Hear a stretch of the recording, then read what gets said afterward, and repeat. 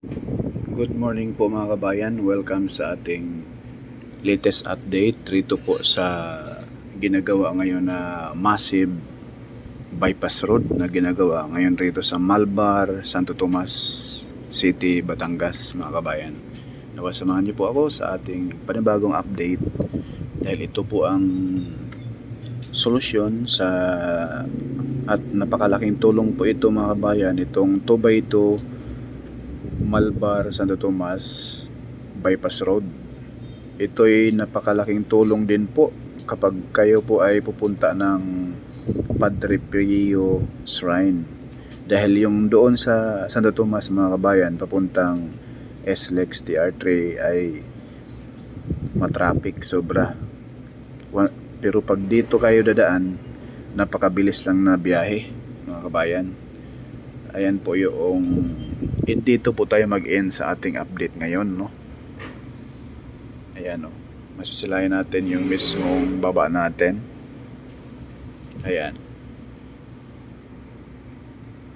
Itong nilagyan natin ng araw mga kabayan, ayan po yung papuntang Padre Pio Church, no? Ito namang pakaliwa, ayan na po yung karugtong sa Malbar, Santo Tomas bypass road mga kabayan. Ayan. Yang binilugan natin yan ay intersection po yan. Mayroon papuntang Malbar, papuntang mismong Marlica Highway, no? Yan po yung intersection para hindi po kayo malito, no? Kapag galing kayong Padre Pio Church at papunta kayong Malbar, pakanan lang kayo mga kabayan. Yan na po yung Malbar Santo Tomas bypass road. At ito naman po yung Maharlika Highway. Ayan. Yan po yung Maharlika Highway mga kabayan, no? Yung kanto na yan dyan, mayroon, hindi po kayo mawala yan mga kabayan. Dahil mayroon po yung 7-Eleven at simbahan sa gitna, no? Kapag galing ka ng Alaminos, pakaliwa ka lang dyan sa intersection.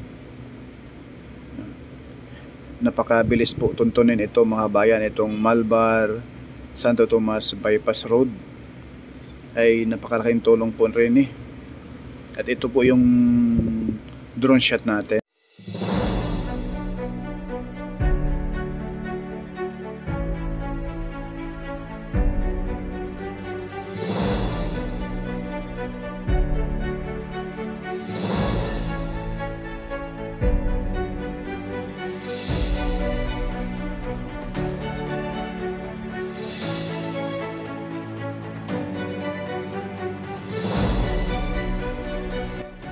Itong kaharap sa ating kamera ay papunta po yan doon sa mismong Malbar sa may BSU, no? Ayan. At marami pang distraction dito sa baba natin mga kabayan. Pero yung iba nag self-demolish na po sa kanilang mga kabahayan. Sa bubuti, no? Ikagaganda ng ating transportation. Itong bahay na to was out din to. Itong kabilaan. Ito. Ayan. Kaya umalis na yung ibang mga kababayan natin. Umalis na. Ayan po. Hinuhukay na po yan, oh. Pati rito sa kabilang side. Tanggal na. Diretso pala ito mga bayan. Ang lapad. Kuya, pwede magtanong? Mga ilang kilometro tong bypass road na ito, kuya? Ilang kilometro mula doon sa Malbar tsaka dito sa mismong ano? Ha?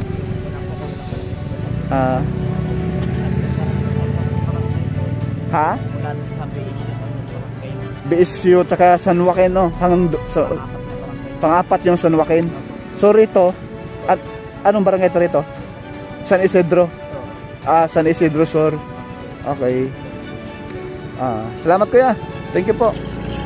Yan, napakalaking tulong nito mga bayan. At napakagandang bypass road.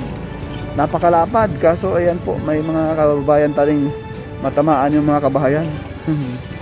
Matamaan. Ayan po, may mga bahay po rito na giniba na. Ayan o.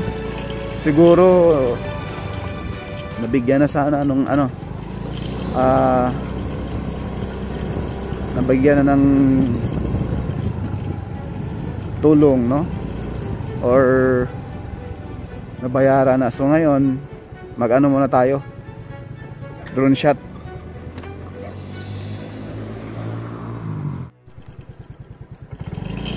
Saka yung mga kawad ng kuryente nasa gitna pa, pero once na ito ay maayos na, ay tatanggalin na yung mga poste sa gitna, mga kabayan.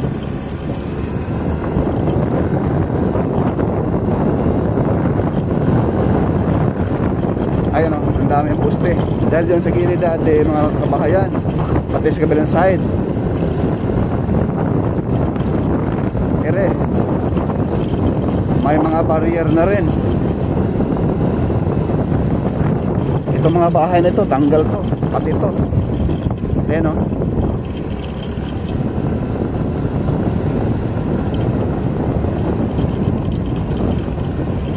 Naku, tanggal yung bahay na yan.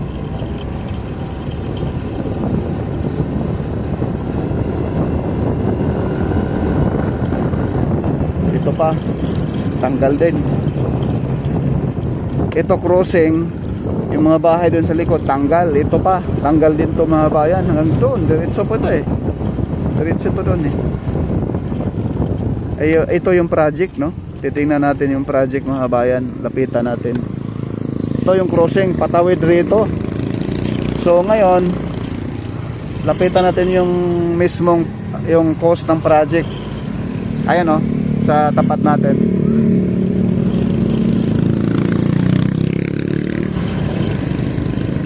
Ito yung cost ng project mga bayan. At ito na yung alignment mismo. Ayan po mga bayan, tingnan nyo yung cost ng project oh.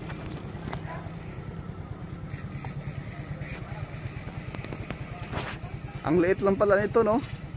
94 million lang. Eh, mahaba-haba ito mga kabayan eh.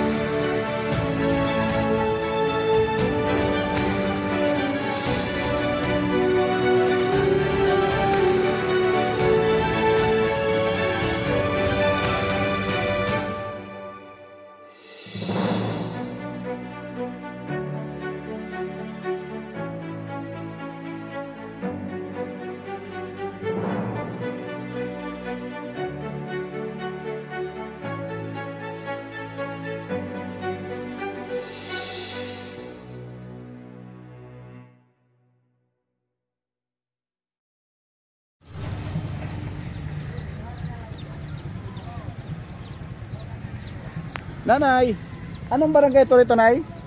Anong barangay po rito? San Joaquin po. San Joaquin. So yung kalsada na yan pa kanan, papunta po yan ng ano?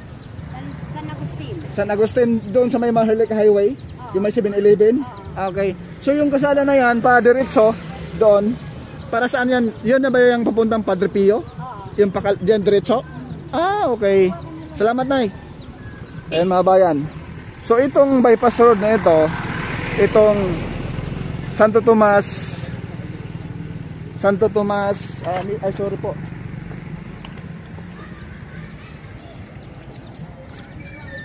Ayan, ito po mga bayan. Ito yung kanto mismo. Ito yung papuntang barangay. Saan barangay po yun ay? Yung doon sa may 7-Eleven, te? San Agustin. Yung San Agustin Highway. Yung doon sa may 7-Eleven doon, kanto sa may Maharlika. Ay nga po yun, San Agustin. San Agustin din po. Okay. Ito San Joaquin. Opo. So may alam po ba kayo na itong bypass road dyan sa Malbar, Santo Tomas ay hanggang dito? Bypass road dyan sa unahan? Hindi alam. Okay. Salamat po, Nay. So dito, pwede halika ito, te. I-interviewin kita. Opo. Ito na, itong area na yan, papuntang Padre Pio, itong kalsada na to. So itong kanto na to pa kanan, papuntang San Agustin Highway. Doon sa may 7-Eleven, may Maharlika Highway. Opo.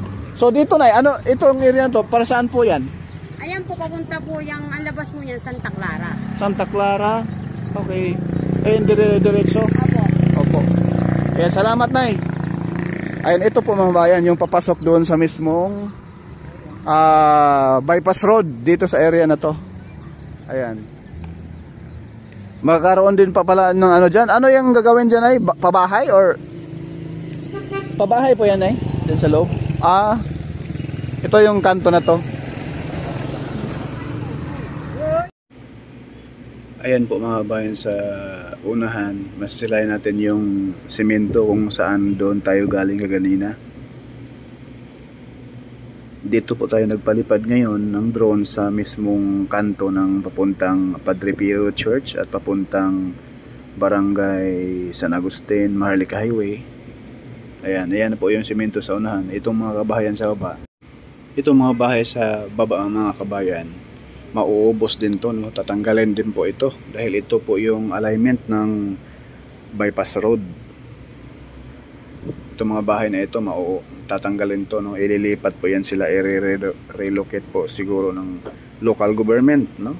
Ng Santo Tomas or sa Malbar, Batangas mga kabayan. Masasilayan natin ang napakagandang lugar dito, no? Ayan dyan sa unahan mga bayan. Dito po kayo iikot, no? Kapag doon sa intersection ng papasok sa mismong Padre Pio Church ay minsan gawing one way. Dito po ang labas natin, no? Kung gusto natin. Ayan na po yung intersection dyan. Ayan na po yung kalsada na gawing kanan. Yan na po yung papunta, palabas doon sa Barangay San Agustin, sa may Maharlika Highway na po. Ayan, gawing kanan mga kabayan. Itong kasada na diretso, yan po ay papuntang Padre Pio Church Shrine, no?